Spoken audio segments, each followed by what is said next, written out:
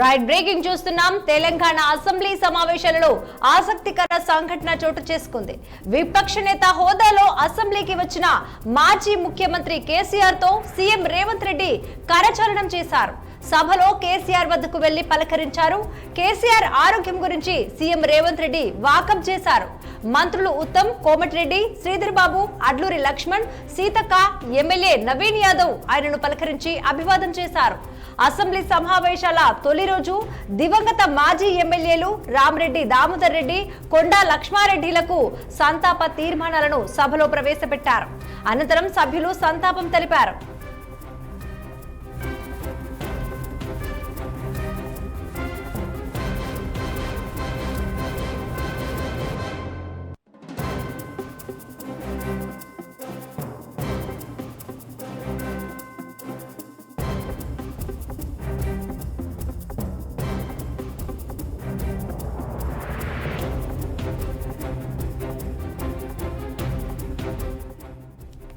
Telangana assembly సమావేశాలలో ఆసక్తికర సంఘటన చోటు చేసుకుంది.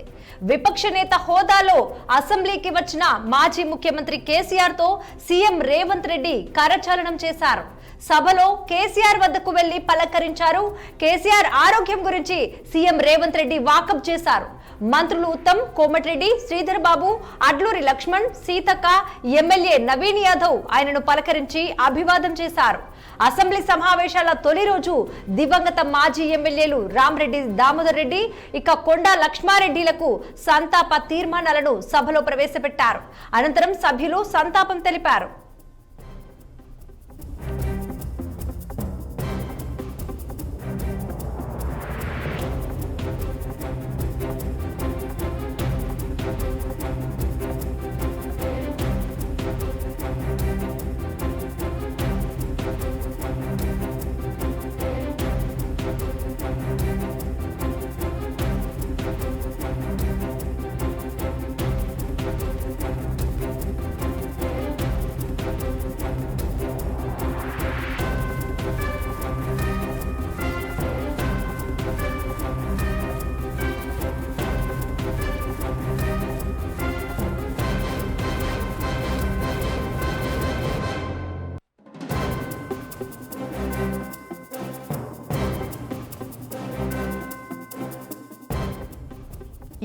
ఇదే అంశంపై మరింత సమాచారం మా senior correspondent Mahender Reddy phone line అందిస్తారు. మహేందర్, చెప్పండి. విపక్ష నేత హోదాలో అసెంబ్లీకి వచ్చిన మాజీ ముఖ్యమంత్రి కేసీఆర్ తో సీఎం రేవంత్ రెడ్డి కరచాలనం చేశారు. సభలో కేసీఆర్ వద్దకు వెళ్లి పలకరించినట్టుగా తెలుస్తోంది. ఈ అంశానికి సంబంధించి పూర్తి డీటెయిల్స్ ఏంటి? ఉదయం ప్రారంభమైనటువంటి అసెంబ్లీ సమావేశాలకు వీడు బీఆర్ఎస్ అధినేత మాజీ ముఖ్యమంత్రి కేసీఆర్ కూడా హాజరు కావడం జరిగింది. ఇంకా అసెంబ్లీలో నేడు CM Revanth Reddy BRS chief KCR కలిశారు. సభలో కూర్చున్న కేసీఆర్ వద్దకు వెళ్లి ముఖ్యమంత్రి రేవంత్ రెడ్డి నమస్కరించారు. అయితే సీఎం రాకను గమనించిన కేసీఆర్ లేచి నిలబడి కరచాలనం చేయడం జరిగింది. అయితే అనంతరం మాజీ ముఖ్యమంత్రి కేసీఆర్ ఆరోగ్య పరిస్థితులు కూడా తెలుసుకున్న పరిస్థితి కలిసి అనంతరం మంత్రులు, ఇతర ఎమ్మెల్యేలు కూడా మాజీ ముఖ్యమంత్రి కేసీఆర్ కలవడం జరిగింది.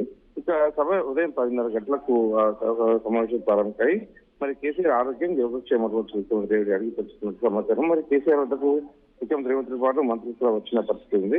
ఇక అంటే మాజీ ముఖ్యమంత్రి హోదా, అందులో ప్రధాన ప్రతిపక్ష నేత హోదాలో మాజీ ముఖ్యమంత్రి కేసీఆర్ అయితే అసెంబ్లీ రూల్స్ ప్రకారం ఆయన సిగ్నేచర్ పథకాలు చేయడం జరిగింది. పథకాలు చేసిన అనంతరం ఆ సభ ప్రారంభమైన ఒక 3 నిమిషాలకి ఆయన అసెంబ్లీ నుంచి నందినగర్ తన నివాసానికి వెళ్ళడం జరిగింది. ఆయనతో పాటు హరీష్ రావు కూడా ఉండడం. మొత్తానికి ఎప్పటికీ అంటే కేసీఆర్ ఎప్పటికీ రాడు, అసెంబ్లీకి రాడు, పదే పదే కాంగ్రెస్ పార్టీ నుంచి అనేక సవాళ్ళు వచ్చి ఏకంగా ముఖ్యమంత్రి రేవంత్ రెడ్డి కూడా సవాల్ ఇస్తున్న పరిస్థితి. మరి ఆ సవాల్ను స్వీకరించారు. మొత్తానికి ముఖ్యమంత్రి మాజీ ముఖ్యమంత్రి కేసీఆర్ అయితే అసెంబ్లీకి రావడం జరిగింది. ఒక 5 నిమిషాల పాటు ఆయన అసెంబ్లీ ఆవరణలో అలాగే ఆయన కూర్చున్నటువంటి ఛాంబర్ లో కూర్చున్నారు. తర్వాత అసెంబ్లీ రూల్ ప్రకారం సిగ్నేచర్ చేసి తిరిగి ఇంటికి వెళ్ళిపోవడం జరిగింది.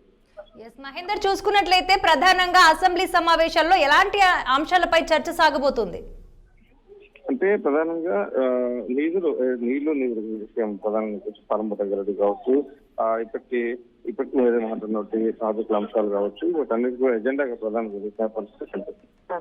ఈ సమావేశంలో ప్రధానంగా గత ప్రభుత్వం తీసుకున్నటువంటి నిర్ణయాలు వేసి నుంచి మొదలుకొని పాలమూరు రంగారెడ్డి ఇవన్నీ అంశాలపైన కూడా చర్చించనున్నారు. దీనికోసం ప్రత్యేకంగా సమయం కూడా కేటాయించుకోవడం కూడా చెప్పింది. ఇంకా ప్రధానంగా ఇక్కడ బీఎస్సీ సమావేశం అయితే కొనసాగుతుంది. అనంతరం ఈ క్వశ్చన్ అనంతరం బీఎస్సీ సమావేశానికి ఇప్పుడు జనవరి 2న కృష్ణ 3న గోదావరి బేసిన్ పై మొత్తం పవర్ పాయింట్ ప్రజెంటేషన్ కూడా ఇవ్వడం జరుగుతుంది. ఇక ఈ పీపీటీకి తమకు అవకాశం పోతుంది. Right, thanks for the updates Mahender.